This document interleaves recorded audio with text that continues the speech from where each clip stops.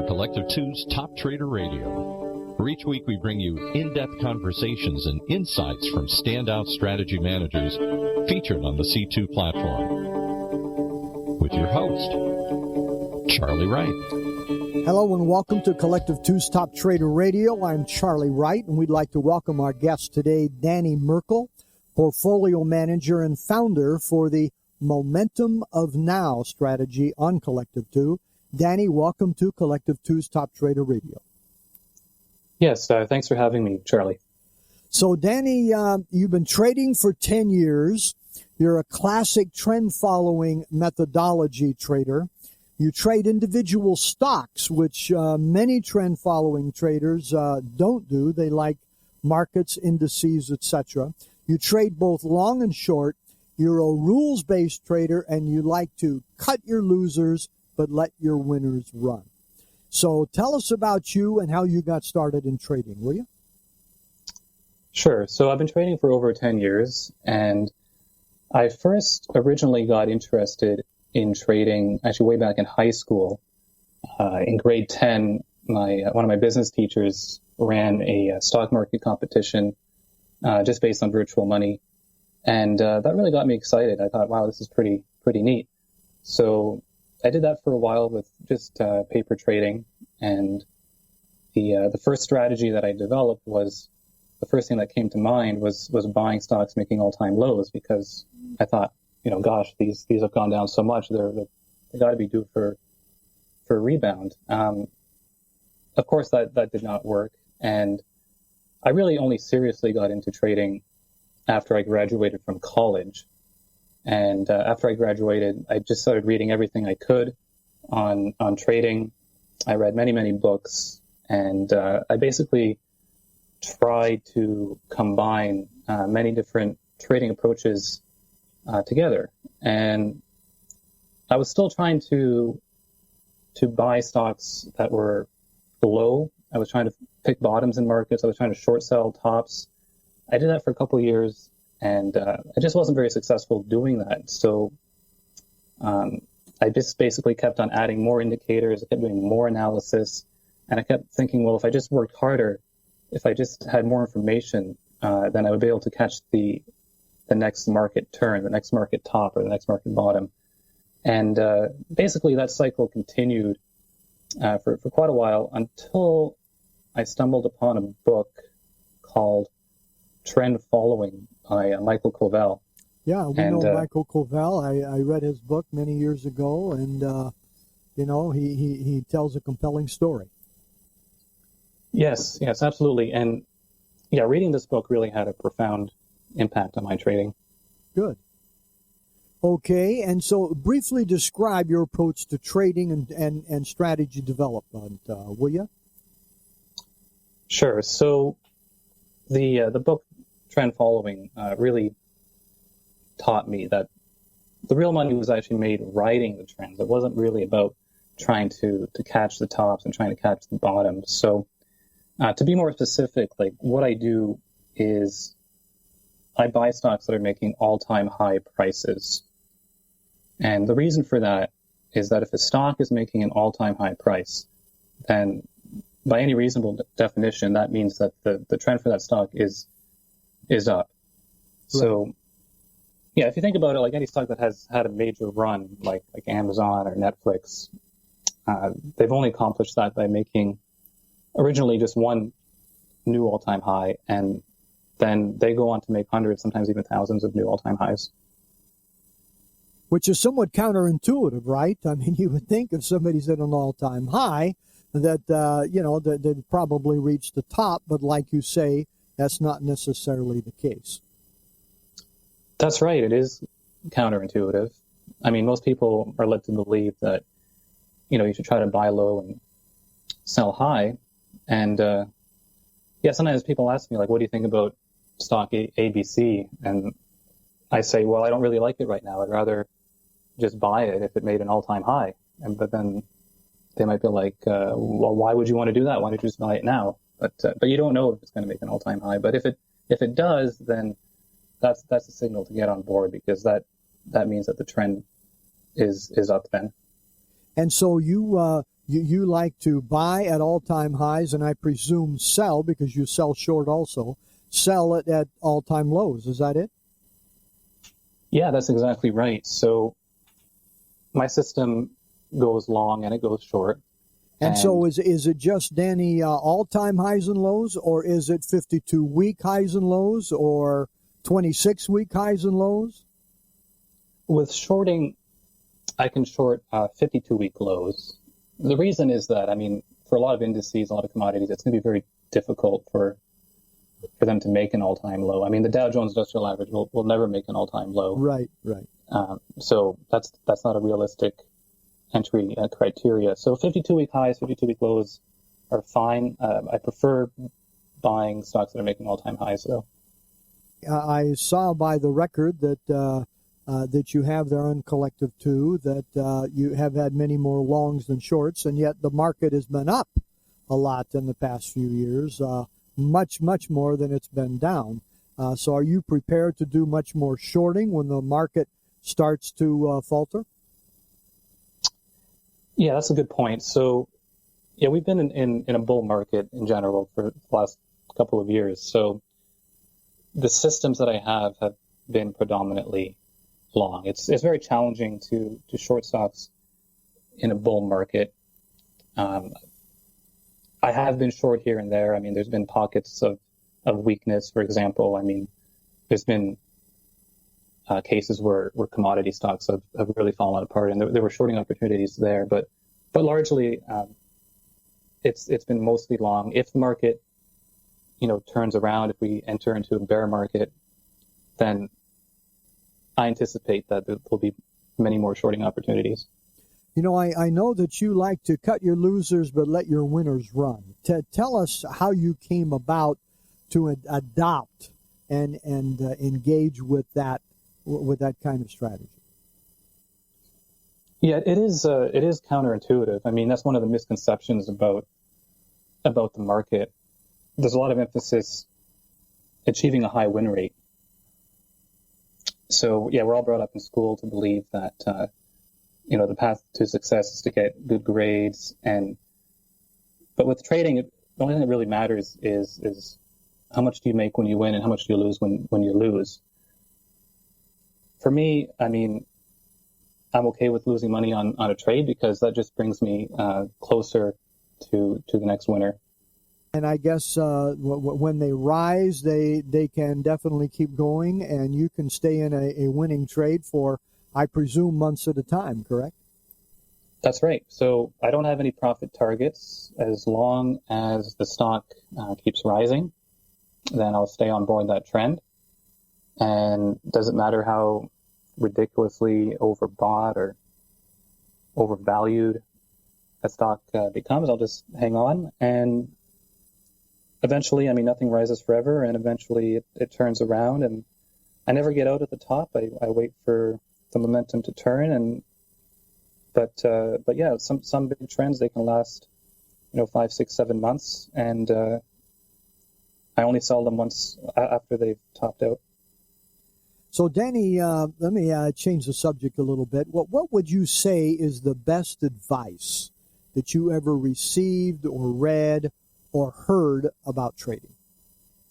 Yeah, one piece of advice that I heard a few years back was to learn to think in terms of the next 1,000 trades. So when I take a trade, like, the most I'm willing to lose is 1% of my account capital. So what that means is that, for example, if you start off with $100,000, you want to make sure that when you exit the trade, you have at least $99,000 of your account remaining. So every time you're only losing 1% of your account capital. It doesn't mean that you're investing 1% of your account capital, but once you're done with the trade, you have 99% of your account left over. And for actually most of my trades, I only lose about 0.5% of my account capital if I'm stopped out. So what that means is that, like, in the greater scheme of things, the outcome of one trade does not really matter all that much. So if I lose money on a trade, it's a small amount of my account capital, and I just move on to the next trade. So I figure that my trading career might compose 10,000 trades. And the next trade that I put on tomorrow is just going to be one of those 10,000 trades. And it's not really that significant. So don't put too much, psychological input into that. It's just one data point. So it sounds like your position sizing is very important for you. Yes, position sizing is very, very important. I position size in a way that's 100% systematic. And my position sizing uses the volatility of the stock. I basically use like a formula, a spreadsheet that sort of homogenizes every trade. So it doesn't really matter if I'm trading IBM. It doesn't matter if I'm trading a pharmaceutical stock. It doesn't matter if I'm trading gold or Bitcoin. Every trade is a single unit of risk and is based on volatility and is based on what percentage of my account am I willing to lose. You know, Danny, we need to take a short break here. When we come back, let's talk about two things. One is why you think you've been able to outperform the market in certain years here. And number two, to get your input on the speculation mania of the moment here, which is Bitcoin. So be thinking about that. And again, we're talking with Danny Merkel, and the portfolio manager for Momentum of Now strategy on Collective 2. You're listening to Collective 2's Top Trader Radio, and we'll be right back. And we just want to remind you that Top Trader Radio is brought to you by Collective 2, the world's largest automated trade-sharing marketplace. Great traders like our guest today ask Collective 2 to track their brokerage results in real time. Then other investors can subscribe to these trades and automatically follow them in their own brokerage account. Pretty simple. You can register for free today, right now, at collective2.com. That's collective and the number 2.com. And you, too, can browse hundreds of trading strategies, including full track records and detailed statistics. The future is now. Experience the power of cloud-based trade syncing technology and peer-to-peer trading today at collective2.com. That's collective2.com. All right, back to the momentum of now with Charley. Thank you, Paul. Appreciate it. Again, we're talking with Danny Merkel, portfolio manager for the Momentum of Now strategy on Collective 2. So, Danny, your confirmed track record on Collective 2 platform shows that your strategy has performed quite well. Why do you think you've been able to outperform the markets during this time? Yeah, that's a good question. So I would say that my system trades an extremely large universe of stocks and ETFs. So there are about 10,000 or so liquid stocks and ETFs that I can build a portfolio with. And so there's many, many combinations of sectors, ETFs, that I can go long or short on. And so the likelihood of a major trend emerging in one of these sectors, in one of these stocks, or in one of these ETFs, and a major trend either up or down is very high. The odds of that happening are very high. So every year, there's 2 or 3 trades that really make the performance for that year. For example, in 2013 and 2014, it was biotech stocks. Then in 2015, the system started taking short signals in the oil sector. So there were a lot of commodity stocks that started breaking down, and the system started to short those. And then in 2016, all of a sudden, this trend in marijuana stocks emerged out of the blue. I didn't see that coming, but the system latched onto those trends and profited from those. And this year, it appears to be Bitcoin. That's the major trend, and the system has latched on to a few Bitcoin-related investments. So there's always a few sectors that really power the system and helps to in most years, outperform the market. You know, that sounds easy, but it's identifying those few that are going to go somewhere significantly anyway ahead of time. That's always the big challenge. About how many positions do you have at any given time? So I do take small positions, and I take a large number of positions. I try to make many asymmetric bets that have the potential for large upside, but where I cut the downside off. Since the positions are small, I can have, right now I have around 30 positions, 25, 30 positions in the portfolio. And you typically stay in for about how long? Well, I would say on average that winning trades can last for a very long time. I mean, theoretically, a winning trade could last forever if it just kept rising. But in practice, winning trades a couple months.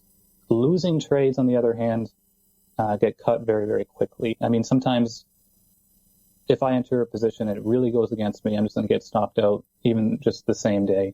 So losers, I really don't have very much patience for at all, but I try to be really patient with the winning trades.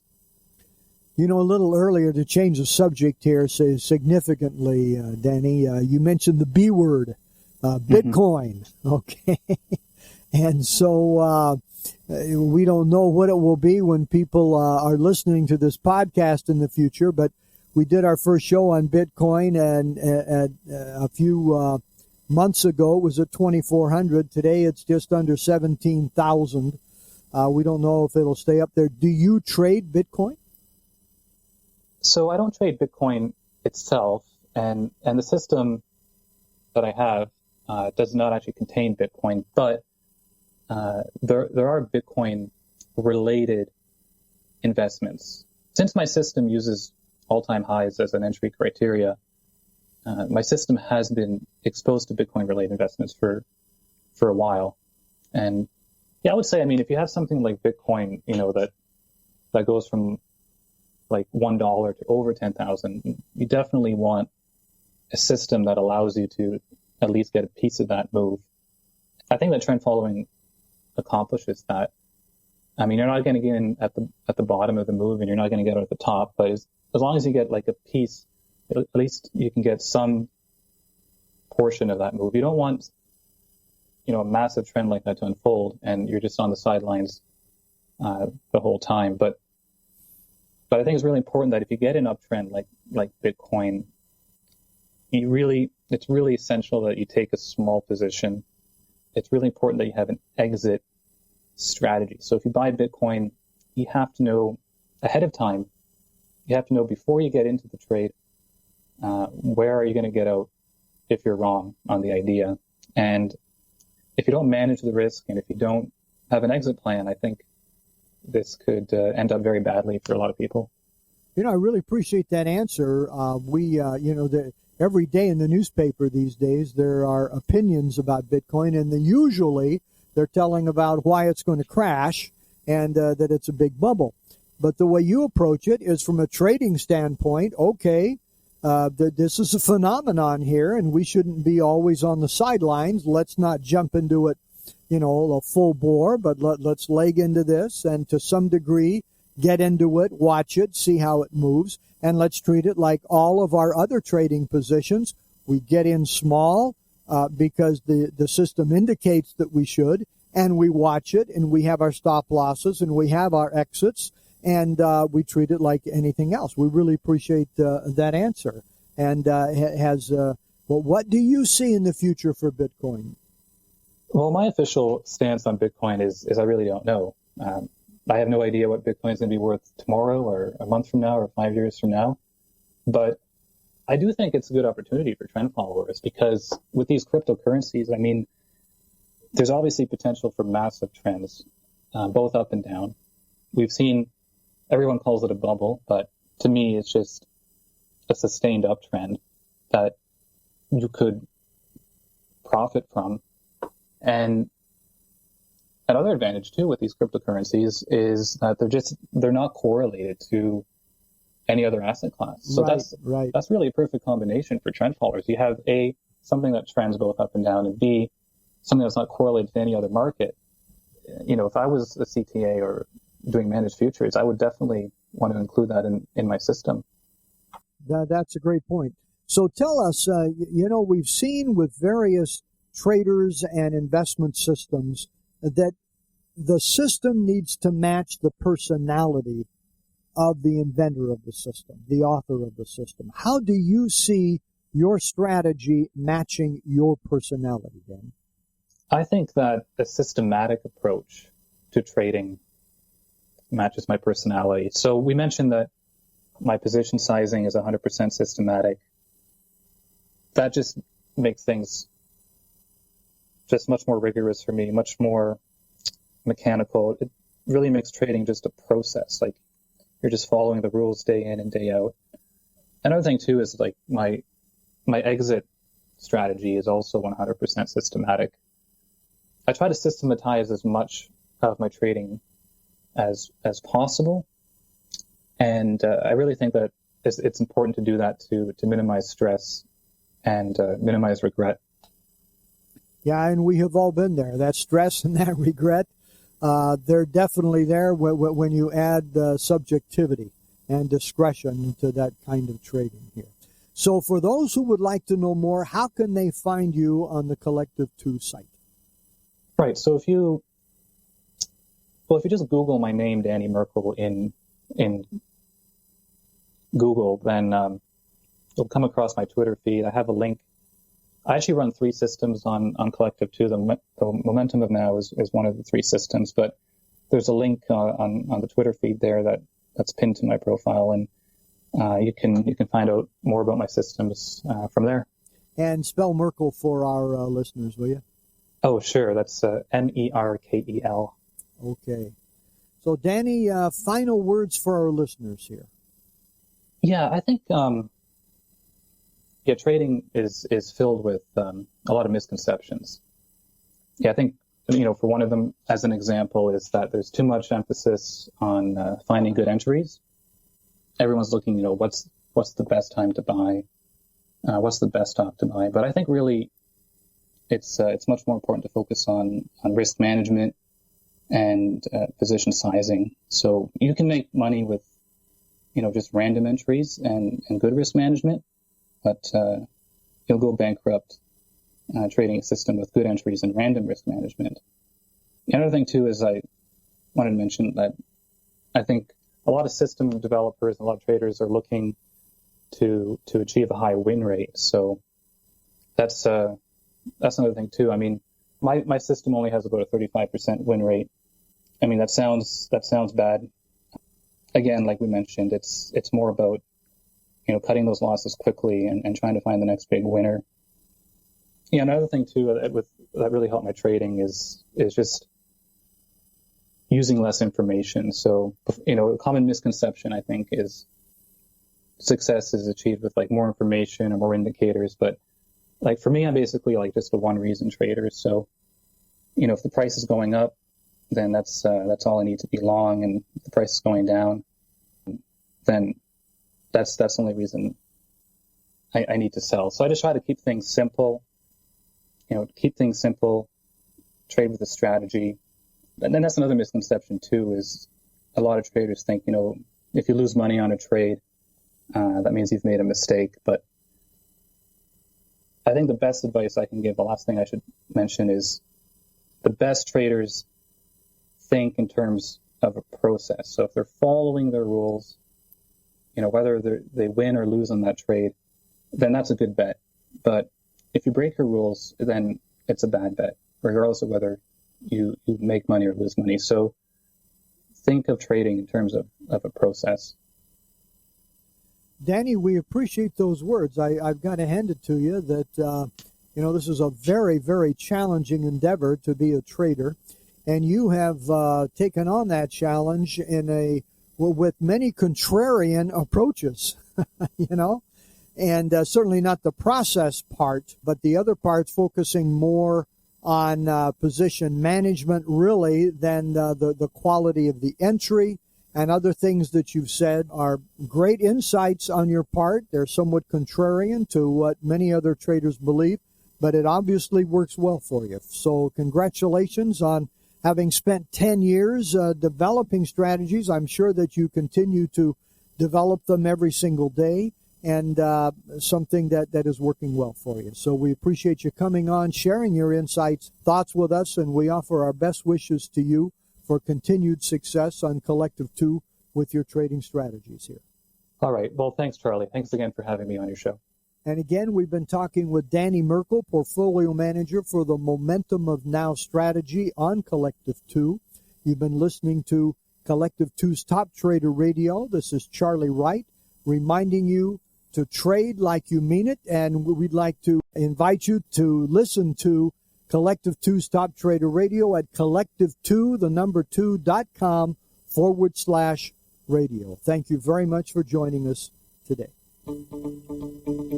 Collective 2's Top Trader Radio is a production of OC Talk Radio and is provided for educational purposes only. Content of this program and the views of the guests should not be considered as recommendations by OC Talk Radio or investment advice from the host Charlie Wright or any other entity attached to this production. Investors should always consult qualified financial, investment, tax, and legal professionals prior to any investing.